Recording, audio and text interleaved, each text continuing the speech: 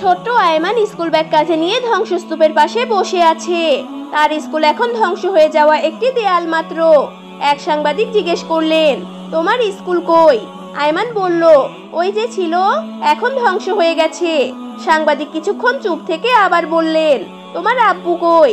আয়মান মুচকি হাসলো, চোখের পানি লুকিয়ে বলল, আব্বু এখন জান্নাতে আছেন, তিনি শহীদ হয়েছেন। আম্মু বলে, শহীদেরা মরে না, তারা আল্লাহর কাছে জীবিত থাকে।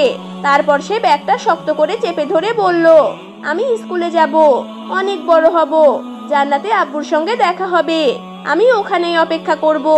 আল্লাহ তাআলা বলেন, আল্লাহর পথে নিহতদের মৃত মনে করো না, বরং তারা জীবিত এবং তাদের প্রতিপালকের নিকট রিজিক প্রাপ্ত। সূরা আলে ইমরান আয়াত নং 169। ছোট্ট আয়মান তার ধ্বংস হয়ে যাওয়া স্কুলের পাশে দাঁড়িয়ে শুধু স্বপ্ন দেখে, not of revenge but of reunion. এই গল্পটি আমাদের শেখায়, ঈমান ও ভালোবাসা কখনো ধ্বংস হয় না।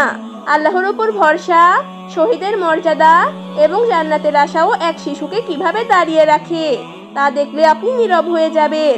এই ভিডিওটি আপনার হৃদয় ছুঁয়ে যাবে ইনশাআল্লাহ।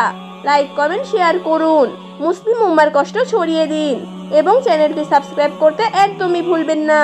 ধন্যবাদ।